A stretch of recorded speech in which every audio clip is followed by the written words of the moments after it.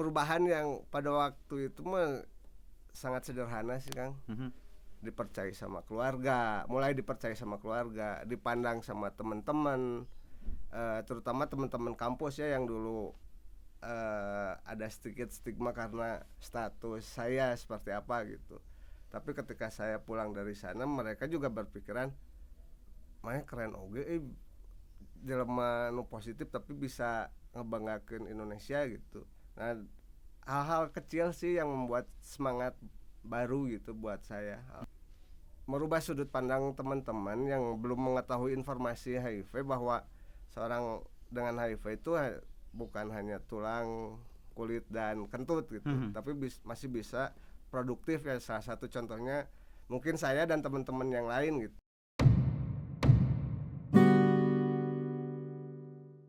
Ya kawan-kawan, Tri Ruanda kembali menemani kalian semua. Kanal Indonesia Tanpa Stigma kali ini akan bahas satu hal yang sudah kadung juga melekat buat Rumah Cemara. Kan konon kabarnya, kalau saya nanya sama orang, Rumah Cemara tuh apa sih? Oh, yang aktif dalam kegiatan-kegiatan berkaitan sama HIV ya. Terus narkoba. Nah, terus ada satu lagi yang sering juga disebut. Oh, yang sepak bola itu ya. Sepak bola itu maksudnya Homeless World Cup. Kawan-kawan, Rumah Cemara memang mulai 2011 ya. 2011 mulai mengikuti ajang turnamen street soccer sebetulnya, dan itu kejuaraan dunia, kejuaraan internasional. Jadi saya percaya deh buat teman-teman yang sering ngikutin perkembangan Rumah Cemara, itu Rumah Cemara memang ditunjuk jadi national organizer gitu ya. Jadi yang ngelola untuk mengirimkan tim nasional ke kejuaraan street soccer dunia ini. Namanya Homeless World Cup. 2010 kita gagal ya. Kita gagal berangkat ya waktu itu karena apalagi sih kalau bukan persoalan dana. Berangkat ke sana kan tidak mudah ya. Mengikuti kejuaraan dunia di luar negeri pula dengan satu tim itu cukup cukup menguras banyak biaya. Barulah 2011 Indonesia bisa mengirimkan tim nasionalnya, waktu itu Rumah Cemara yang mengelola juga, ke Prancis. Jadi 2011 itu ada Homeless World Cup 2011 di Paris, di Prancis. Dan saya tidak sendirian, teman-teman. Ada saksi dan juga pemain nomor 9-nya. Iya, nomor 9-nya. Ada Bogim Sofyan. Halo Gim. Udah Bang? Alhamdulillah Kang, sehat. Sehatnya. Bogim ini kawan-kawan ngikutin betul dari perjalanan awal bagaimana tim nasional ini ngumpulin duit, nyari talenta pemain ya, menyeleksi dan semacamnya. Dan Bogim juga lah salah satu pemain bersama beberapa yang lain ya, ada Andreo, ada Ginan ya, almarhum, ada Tessa ya. Betul. Kemudian siapa lagi waktu itu? Ada ya? Edu dari Jakarta. Ada Sandi Omen, Sandi Gempur namanya. Sandi Gempur. Dan serem gitu nggak? Ya.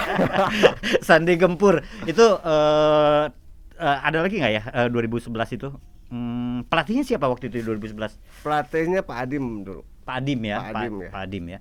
Jadi 2011 itu tim nasional Indonesia yang pertama kali berangkat ke Homeless World Cup ya, di Prancis, dan Bogim salah satu di antaranya. Kawan-kawan, kita akan menghabiskan waktu bersama Bogim Sofyan. Enaknya mah saya panggil biasanya Bogim nya langsung. Iya, Bogim Kang. Bogim ya, biasanya teman-teman di RC juga sering memanggilnya Bogim.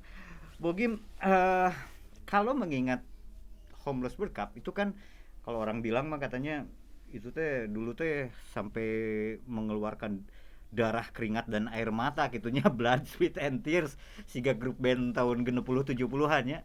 Tapi di boy band gak aya, ini mah Koreanya ayanya, BTS nya. Nah, dengan darah, keringat dan air mata, artinya itu gambaran, itu simbol betapa tidak mudahnya mengirimkan tim ke sana, keikutsertaannya untuk sepak bola kelompok marginal ini.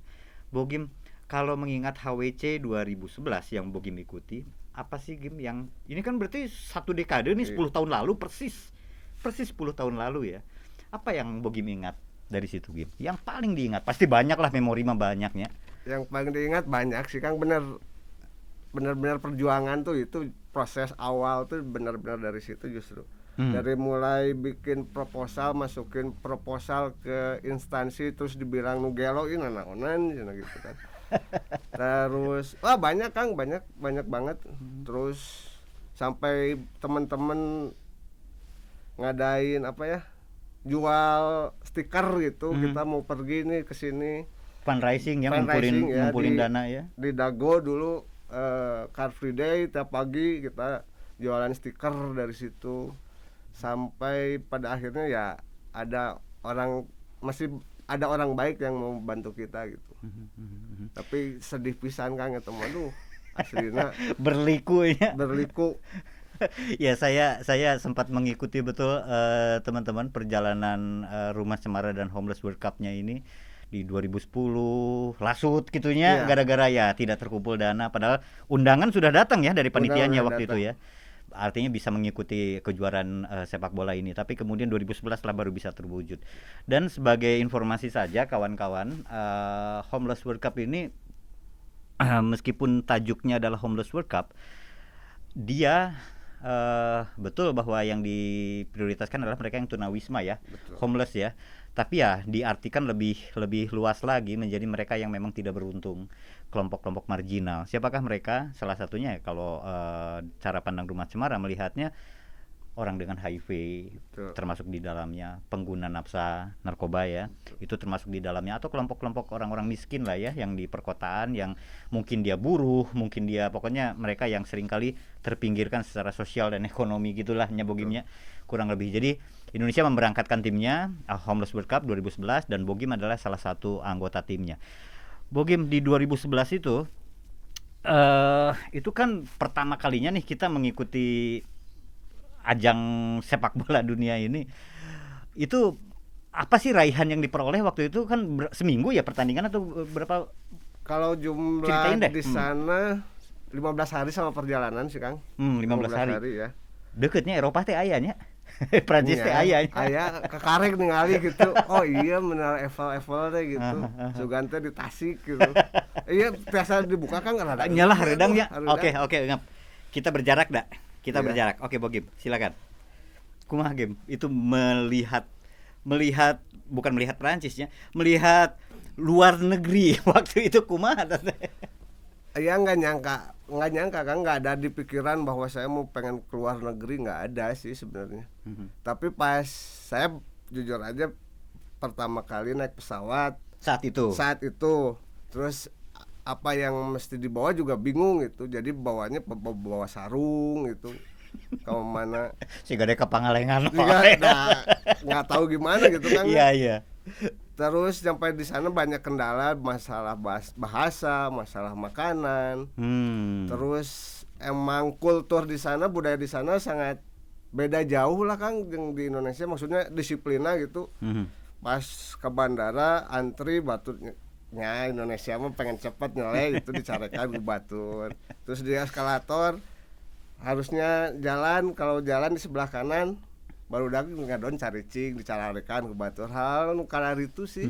Tapi ya itu jadi pembelajaran bahwa budaya kita sangat jauh itu sama mereka. Tapi satu sisi kita pun bangga gitu bisa mengibarkan bendera di negara orang lain gitu. Ya, saya banyak dapat cerita tuh waktu Indonesia Raya berkumandang di apa namanya di Paris waktu itu.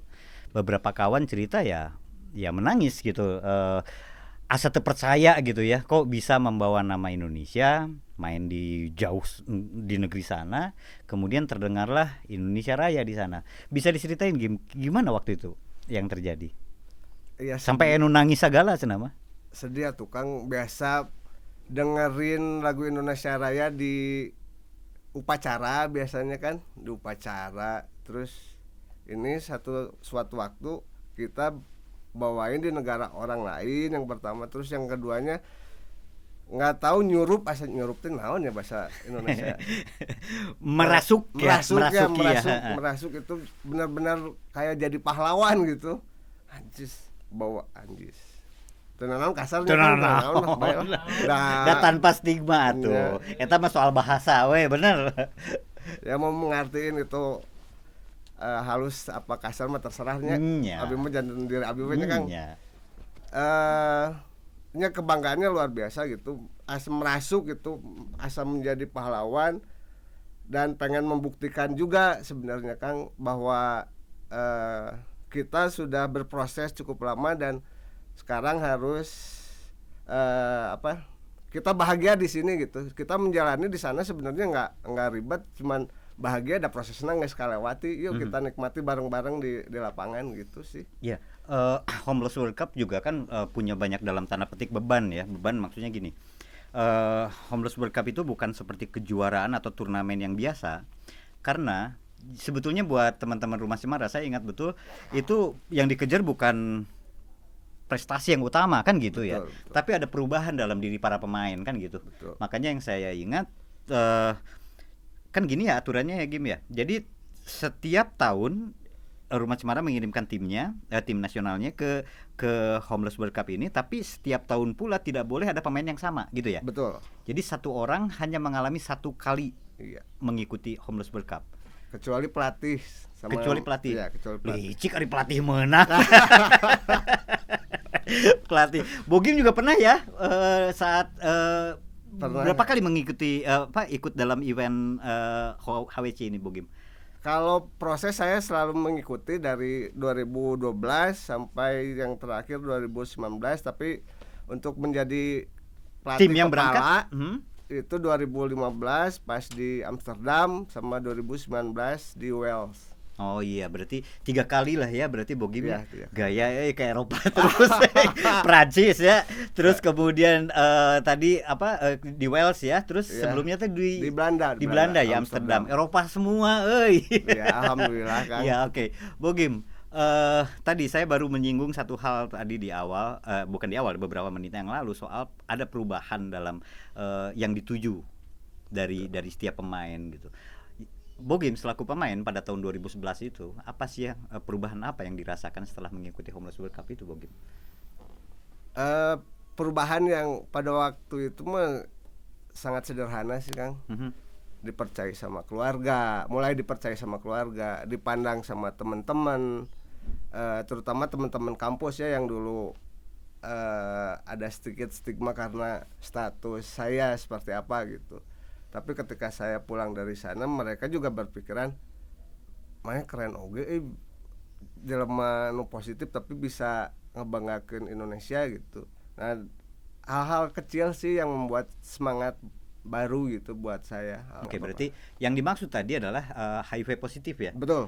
Jadi Bogim tadi bilang bahwa teman-teman lebih menghargai, bahkan apa namanya tadi saya selintas mendengar tuh, jadi si orang yang HIV positif ternyata bisa ikut kegiatan macam ini, gimana Gim? Iya, maksudnya seperti ini Kang. Karena dulu saya kampusnya di salah satu perguruan negeri yang ada di Bandung, terus jurusannya jurusan olahraga gitu, meskipun nggak lulus gitunya. DO gitu. Kaburu baong. Kaburu baong. Tapi ya dari situlah teman-teman masih berpandangan wah keren, masih diakui gitu, jadi diakui. Asalnya mah boro-boro Kang, kayak grup teman-teman alumni gitu, saya nggak pernah dimasukin, tapi semenjak itu langsung ikut masuk grup, ikut ikatan alumni padahal terlulus gitu. Ya lebih dihargai. Oke. Apa yang ingin Bogim tunjukkan lewat Homeless World Cup berkaitan dengan status Bogim yang HIV? Ya sangat sederhana sih. Merubah sudut pandang teman-teman yang belum mengetahui informasi HIV, bahwa seorang dengan HIV itu bukan hanya tulang, kulit dan kentut gitu, tapi masih bisa produktif ya. Salah satu contohnya mungkin saya dan teman-teman yang lain gitu.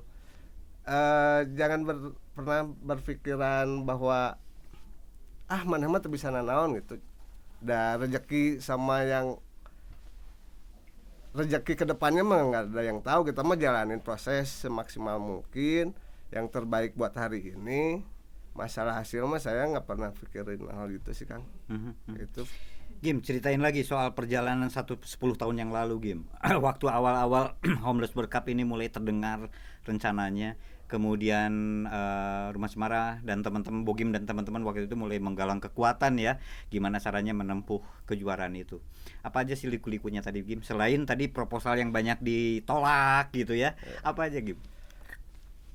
Liku pas kebentuk tim maksudnya Kang? Apa sebelum perjalanan Bogim aja mengikuti itu tuh? Siga kumaha sih? Iya, apa ya? Diremehin pada intinya mah Kang, selalu diremehin entah dalam bentuk latihan kita mesti nyediain sendiri. Jersey dulu latihan di mana, Gim? Pindah-pindah Kang. Pindah-pindah. Kadang di Parahyangan, kadang di UPI, kadang di ya PKP.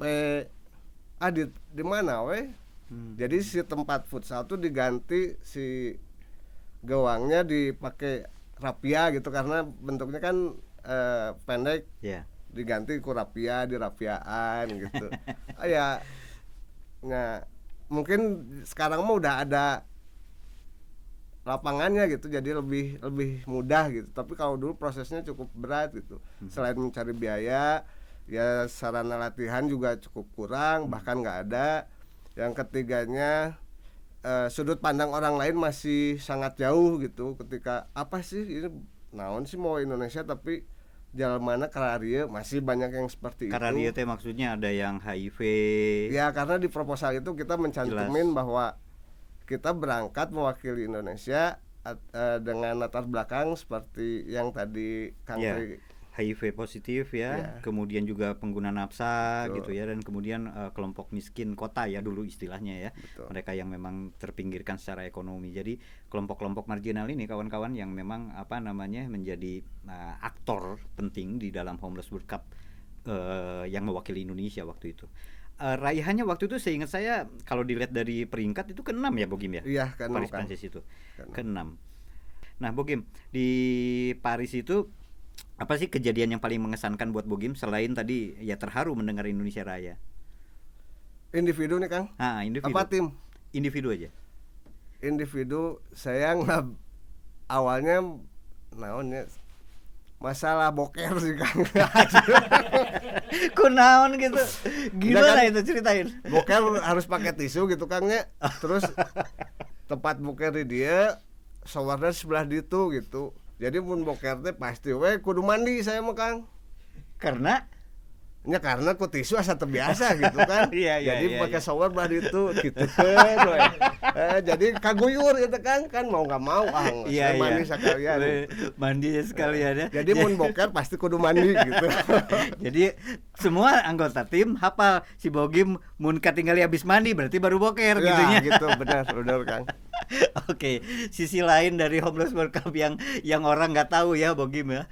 Nah, apalagi Bogim cerita tentang ini tim. Kalau tim itu setahu saya banyak tuh liku-likunya ya waktu itu. Apalagi kalau tim kita secara tim belum pernah difoto bareng komplit Kang. Oh ya? Iya, karena ya kita bawa satu kamera. Jadi giliran satu tim pasti nggak ada satu orang.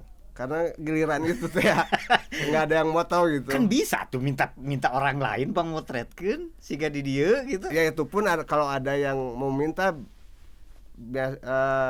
terakhir pertandingan ada dubes yang datang baru minta foto kita bareng. Tapi kalau polos gini mah kan cepret baru udah kumpul foto pasti. Jadi selalu ada satu orang yang kurang ya, karena yang motret gitu ya. Iya, betul. Nggak pernah komplit ya. Nggak pernah komplit. Dan setahu saya kawan-kawan kalau dibuka lagi deh pemberitaan tentang olahraga atau tentang Rumah Cemara di 10 tahun lalu itu sampai kemudian almarhum Ginan Kusmayadi itu saking senengnya ya bisa memberangkatkan tim ke Prancis waktu itu. Nazar ya waktu itu. Betul, ya Bogim ya. Betul. Nazar jalan kaki dari Bandung ke Jakarta ya. Betul. Bogim terlibat dalam proses waktu itu ya. Iya, saya ikut mendampingi proses jalannya sampai finish gitu Kang. Itu. Bisa diceritakan Bogim waktu almarhum waktu Ginan jalan Bandung Jakarta waktu itu seperti apa sih? Mungkin sambutan orang atau situasinya. Sedih Kang, kalau ngomongin masalah itu karena saya tahu awal prosesnya tahu gitu ya. Dari awal pemberangkatan kita juga satu sisi senang nih kita dapat sumber dana buat pergi, tapi satu sisi lagi seminggu sebelum pergi ke Paris kita harus ngejalanin nazar Ginan itu gitu. Awalnya kita 4 hari sih Kang awalnya proses jalan kaki Bandung Jakarta, tapi kita bisa tembus 2 hari 3 malam. Jadi cukup cepat gitu. Di tengah jalan banyak kejadian yang udah mulai, terutama pas di daerah Bogor, udah ngerasa lemas gini. Saya bopong sambil jalan. Yuk kita istirahat dulu, bos. Saya panggilnya bos. Ayo bos istirahat dulu. Kagok. Satu sisi saya pengen dia istirahat, tapi keyakinan dia yang tambah semangat gitu. Jadi kita dibagi tim, ada tim pendahulu. Nah tim pendahulu di sana cing support ka iya gitu ka warga mun aya nu jalan ka dia, ayo semangat. Dan itu menjadi pemicu dia jadi tambah lagi dorongan untuk ya tetap bisa bisa jalan, bisa bergerak gitu ya. Iya betul. Pas finish kan disambut sama teman-teman dari Depok tuh, Jakarta disambut gitu. Disambut dari situ Ginan bilang ke saya 100 meter sebelum finish orang sprint baturan orang. Oke, hayu siap. Bogi nemenin saya dari jalan juga nemenin kan, cuman kalau keadaannya udah goyang saya ikut jalan gitu. Kalau masih stabil ya biarin sendiri gitu. Nah pas proses mau finish itu sprint dan benar-benar sprint Kang, karena kita nggak ada penunjuk jalan arah ketika pas batas kota beres pas ningali selamat datang Jawa Barat. Nah di Jawa Barat salah Kang, salah muter gitu. Kuduna lewat ka dia, jadi selamat datang Jawa Barat. Balik lagi itu Kang. Balik lagi dan itu benar terus sprint. Berapa kilo? Ada sekitar 5 kilo itu Kang. Balik lagi, aduh salahnya padahal semangat ya. Udah semangat. Artinya kan mau berakhir ya. Iya, perjuangannya maksudnya nazarnya itu akan berakhir tapi salah. Iya, kan ada diulangi lagi kan. Tugunya gitu. Tugu perbatasan ya. Tugu perbatasan.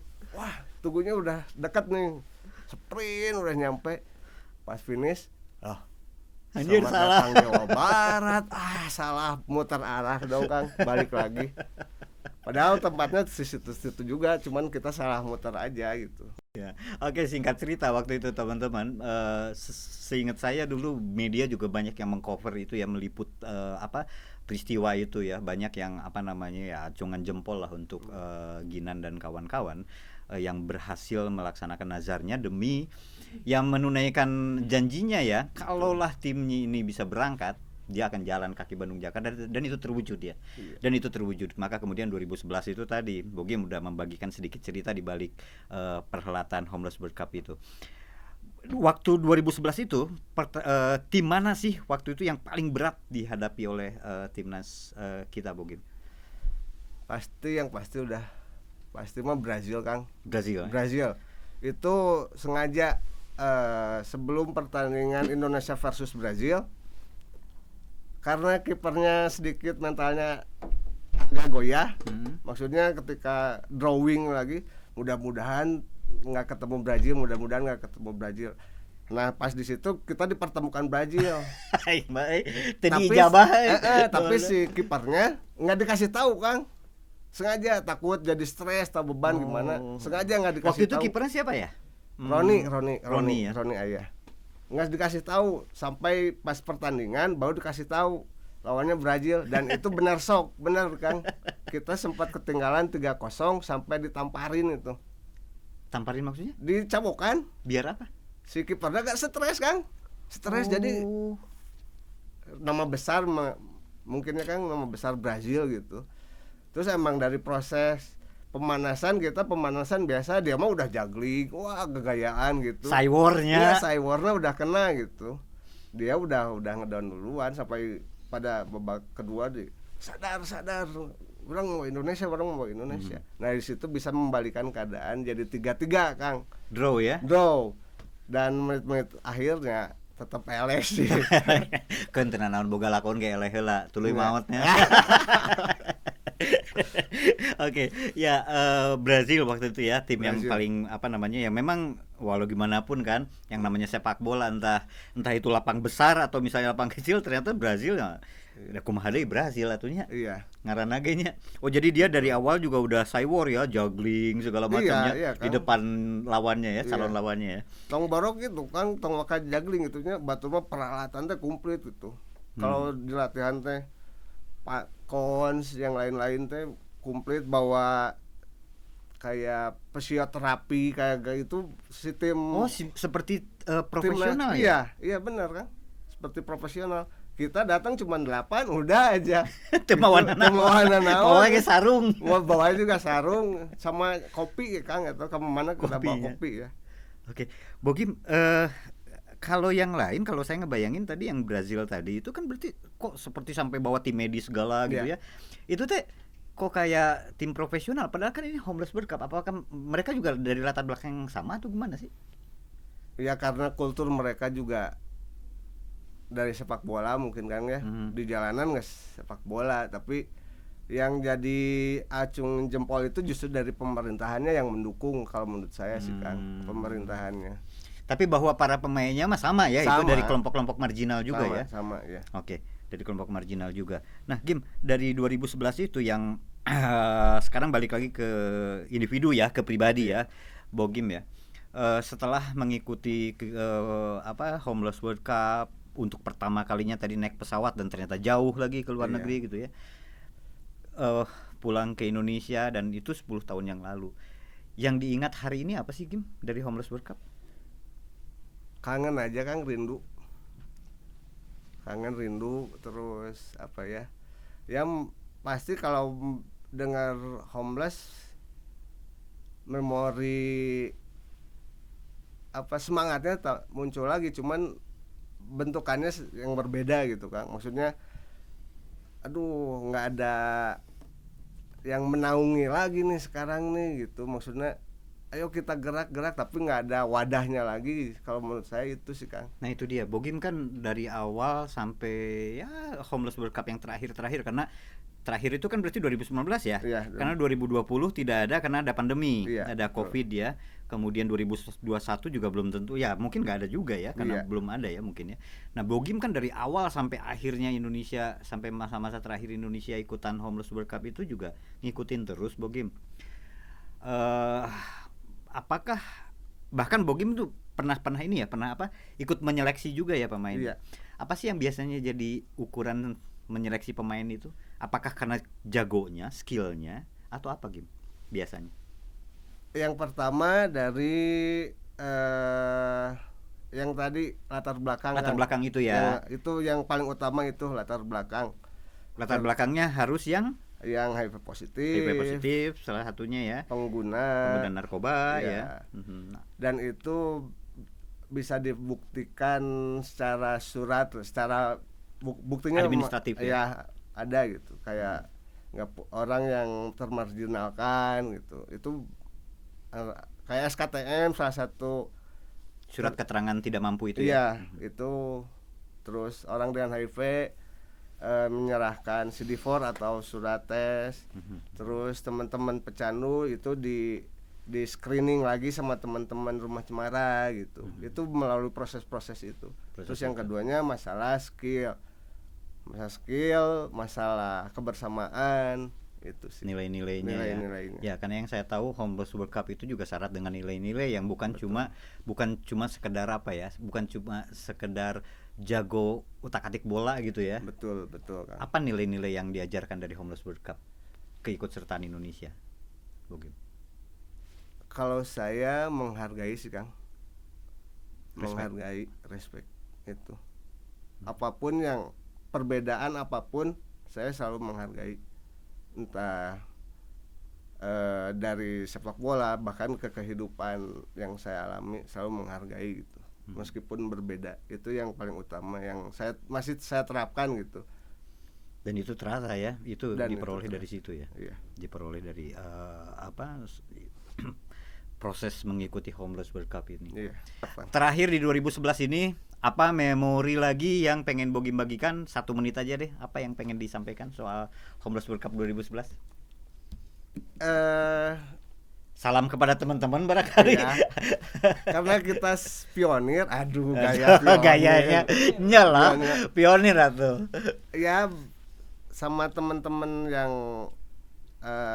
seangkatan 2011, ayo kita kumpul lagi bareng. Masih sering ada kontak nggak, Gim? Sering Kang, kontak sama teman-teman 2011, bahkan 2019 kita sering kontak-kontak seperti itu.